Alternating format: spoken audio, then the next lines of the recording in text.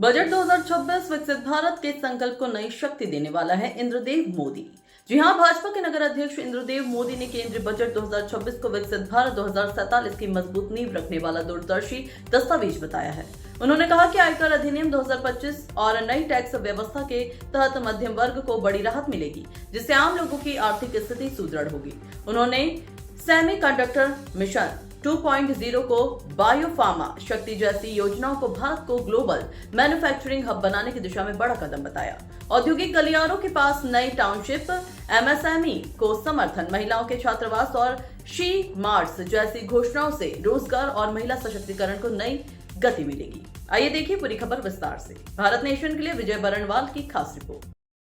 सबसे पहले कोडरमा जिला के तमाम इलेक्ट्रॉनिक मीडिया, प्रिंट मीडिया साथियों को, सोशल मीडिया के साथियों को आपकी विकास पार्टी के प्रधान कार्यालय में झारखंडी जोहार है। निश्चित रूप से आज आपकी विकास पार्टी के केंद्रीय कार्यालय में एक प्रेस वार्ता का आयोजन 2-3 बिंदुओं पर रखी गई है। जैसे कि आपको मालूम है कि मौजूदा हुकूमत झारखंड मुक्ति मोर्चा जेएमएम-आरजेडी की जो सरकार चल रही है, वो जेपीएससी का नोटिफिकेशन निकाला है।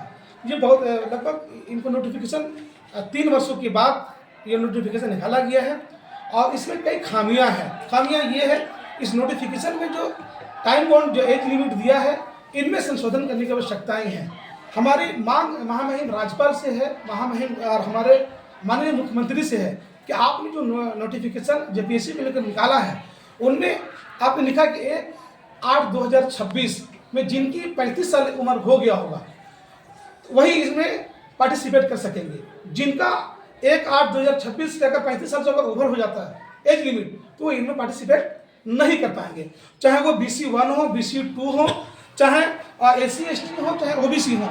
इन तमाम में हमारी मांग पार्टी कर रही है कि जिनकी जो तैयारी 2023 में किया है, जो अभ्यर्थी 2024 में जो तैयारी किया था, जो 2025 में किया, क्या 2024 में जिसका 1/8/2025 हो जाएगा और उस वक्त अगर किसी को अगर 35 साल का एज हो जाएगा तो वो आदमी इसमें पार्टिसिपेट नहीं कर पाएगा। तो हमारी प्रेस कॉन्फ्रेंस करने का जो मुख्य बिंदु है, मुख्य रीजन है, ये जेपीएससी के लेकर यही है कि सरकार इसमें इमीडिएटली इसमें संशोधन करे और 3 वर्ष इसमें छूट दिया जाए। चाहे वो ओबीसी हो, चाहे SC/ST हो, चाहे BC1 हो, चाहे BC2 हो, चाहे जनरल हो। जैसे कि आपको मालूम है कि BC में और BC2 में इसमें 37 साल का एज लिमिट है।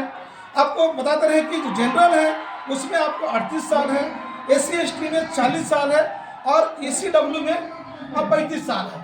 तो इसमें हमारी मांग है, आपकी विकास पार्टी ये मांग कर रही है महामहिम राज्यपाल से, क्योंकि मौजूदा सरकार तो निश्चित रूप से ये सिर्फ अब जो भी कार्य कर रहे हैं वो कागजों पे कर रही है, वो धरातल पर नहीं है। और इसी के लिए अगर इस तरीके का ऑर्डिनेंस अगर लाते हैं सरकार, तो हमारे नौजवान जो जेपीएससी की तैयारी वर्षों से कर रहा है, उनकी सपना चूर हो जाएगा। इसलिए हमारी मांग है कि इसमें 3 साल का इंटेंशन बढ़ाया जाए, ताकि जो हमारे जेपीएससी के अभ्यर्थी हैं उनको इसको लाभ मिले। और इसी के लिए हम महामहिम को एक पत्र लिख रहे हैं कि इनमें टाइम बाउंड जो आप जो दिए हैं, निश्चित रूप से कोई कमियां नहीं, लेकिन आप टाइम बाउंड जो एज लिमिट इनको बढ़ाया जाए, ताकि जो हमारे झारखंड के जो मूलवासी हैं, ये नहीं तो भाई तो वही तो हो गया कि बेगाने तेरे शादी में अब्दुल्ला दीवाना, ठीक है, हम तैयारी करें और मजा कोई और मारे, ठीक है। तो हमारी मांग है ये सरकार से कि इस तरह से ये भाई हम उत्तर कोरिया में नहीं है, हमारा जन्म झारखंड में हुआ है, तो हम ज्यादा से ज्यादा चाहेंगे कि झारखंड के लोगों को उसको लाभ मिले। और जो भाई जो 60-40 के नीति अब चला रहे हैं, ये भाई ये अब तो अंग्रेजी ब्रिटिश वाला हुकूमत चला रहे हैं कि जब हमारे देश में जब अंग्रेज आया था सन 1608 ईस्वी में ईस्ट इंडिया कंपनी को लेकर कि हम भाई देश का विकास करेंगे, लेकिन दुर्भाग्य है कि ईस्ट इंडिया कंपनी के माध्यम से हमारे देश के खजाने को लूट कर चले गए और बड़ी मशक्कत से बाद हमारे देश के वीरों ने, क्रांतिकारियों ने ये अंग्रेजों से लोहा लेकर इस मुल्क को आजाद करवाया, ठीक है। आज वही नीतियां आज सरकार अपनाई हुई है। तो मैं बड़ा मुखरता से मैं कह रहा हूं कि सरकार, अगर मैं कह रहा हूं कि आज आप हैं, कल आप नहीं रहेंगे, आप अपनी नीतियों में बदलाव लाइए और जो झारखंड की जनमानस है, जो झारखंड की 4 करोड़ की जनता की आवाज है, उनको सुनिए। बंटी और बबली नहीं चलेगा यहाँ पर, बंटी बबली नहीं चलता। आप तो जान रहे हैं कि बंटी कौन है और बबली कौन है। अभी कुछ दिन पहले विदेश से दौरा करके आए, भाई करोड़ रुपया खर्चा करके आए हैं। तो हमारी मांग है का निवेश लेकर आए आप कैसे बोल रहे हैं? जब यहाँ पर निवेश जब होगी पत्रकार महोदय तब हम आपसे पूछेंगे कि आपने कितना रुपया, अरबों रुपया, अरे 5 लाख 6 लाख आप जैकेट पहन रहे हैं वहां पर, आप जनता आपकी भाई भूख मर रहा है। जैकेट पे आप लोग सवाल क्यों कर रहे हैं? नहीं करेंगे। अरे आप क्यों वो हमारे झारखंड के विधायक रहे, उनके पिताजी मुख्यमंत्री रहे, तो क्या वो झारखंड के मुख्यमंत्री सही कपड़ा नहीं पहन सकते? अरे बिल्कुल भी विदेशी दौरा में जा रहे हैं तो क्या वो सही कपड़ा पहन के नहीं जा रहे? भाई बिल्कुल पहनना चाहिए। आपकी स्वास्थ्य की व्यवस्था क्या है, आप लोगों से छुपा नहीं है। माननीय मंत्री महोदय जब ढींग हाँ कर रहे हैं, ठीक है, अरे भाई जब कोई बीमार होता है अगर मंत्री या विधायक तो इलाज के लिए कहाँ जाते हैं? क्या रिम्स में आते हो?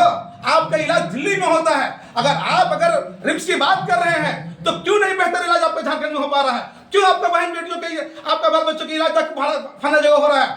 आप शिक्षा की बात कर रहे हो, आप जाके चलिए हमारे साथ, हम दिखाते हैं शिक्षा के स्तर क्या गिर चुकी है आपके सरकारी स्कूलों का। सब प्राइवेट स्कूल की तरफ भाग रहे हैं। हम आपसे आग्रह कर रहे हैं मीडिया बंधु कि आप उनको बिल्कुल सवाल, अरे भाई सत्ता में आप, सत्ता में सरकार कौन है? हेमंत जी हैं, तो हम रघुवर जी से सवाल कैसे करेंगे भाई? अगर रघुवर जी सरकार में रहेंगे तो उनसे भी सवाल होगा जो सवाल आज हम आपके बीच में कर रहे हैं। ये दुर्भाग्य है कि झारखंड एक ऐसा राज्य है जहां 50% ज्यादा खनिज संपत्तियां हैं, लेकिन आज भी हमारे बहन बेटियां की अगर मौत होने पर उनको एम्बुलेंस मुहैया नहीं कराई जाती है, वो झोला थैली भी ले जा रहा है। ये कैसी आप बात कर रहे हैं पत्रकार महोदय? अरे ठीक है, आप 10 लाख की जैकेट पहनिए ना, हमारे सूट बूट की सरकार चल रहा है प्रदेश में, तो क्या उसको कोई मना किया?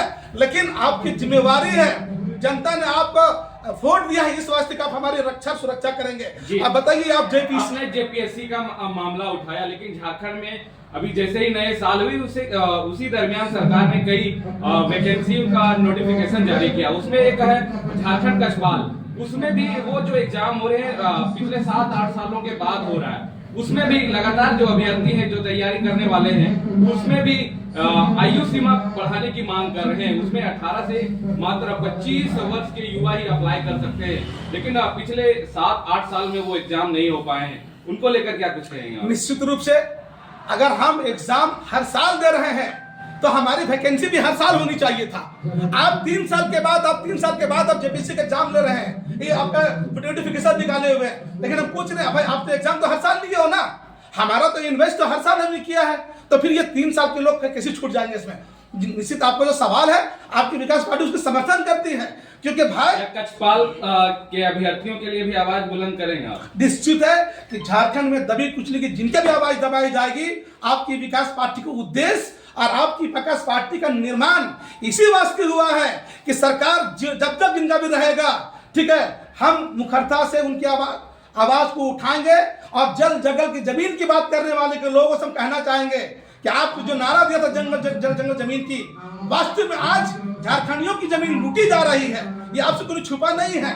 निश्चित है कि आने वाला समय में सड़क से लेकर सदन तक आपकी विकास पार्टी की तैयारी है। दूसरी बात है कि आपको मालूम है कि आपकी विकास पार्टी का जब उद्देश्य और निर्माण हुआ था तो हमने अपनी पार्टी का उद्देश्य एक यात्रा से किया है और संघर्ष से किया है।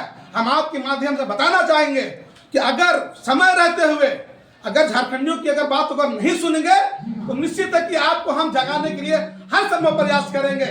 और अभी हमारी पार्टी बहुत जल्द हम इनकी भी ब्रीफ करेंगे आपको कि उम्मीद है कि 14 अप्रैल के बाद झारखंड में सामाजिक न्याय संकल्प यात्रा 1035 किलोमीटर के पूरे झारखंड में यात्रा करने जा रहे हैं। और जो झारखंड की वास्तु की स्थिति है उनसे हम जनता से रूबरू होकर सरकार तक हम अपनी बात को पहुंचाएंगे, ताकि झारखंडी और झारखंडियत की पहचान मिल सके और सामाजिक न्याय और उनको अधिकार मिल सके।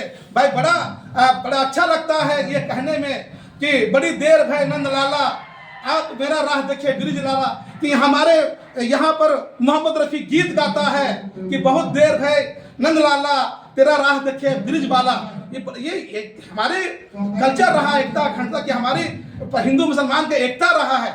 और निश्चित है कि हम लोग अपनी जात और पात की राजनीति नहीं करते हैं, हम समाज और जमात की बात करते हैं। झारखंड में नगर निकाय चुनाव हो रहे हैं, तो आपकी विकास पार्टी क्या पार्टिसिपेट करेंगे उसमें? इस बार तो दलीय आधार पर चुनाव नहीं हो रहा है, लेकिन कई पार्टियां उम्मीदवारों को अपना समर्थन दे रहे हैं, तो क्या आपकी विकास पार्टी भी समर्थन देगी? हम तो झारखंड हाईकोर्ट को तहे दिल से आपकी विकास पार्टी उनकी स्वागत करती है और उनकी शुक्रिया अदा करती है कि अगर इस राज्य में अगर हाईकोर्ट नहीं होता तो आज नगर निगम का चुनाव झारखंड में नहीं होता। ये कोई सरकार अपने बल पे चुनाव नहीं करा रहा है। ये हाई कोर्ट के फटकार के बाद ये राज्य में नगर निगम के चुनाव हो रहा है, ये दुर्भाग्य की बात है।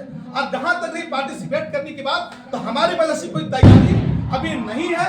लेकिन जो जमीन से जुड़े नेता होंगे, जो कार्यकर्ता होंगे, जो सामाजिक आदमी होंगे, वो किसी भी रिलीजन के मानने वाले होंगे, गुलाम मुस्तफा उसके साथ सबके खड़ा होकर हम उनके लिए उनको वोट मांगने का काम करेंगे।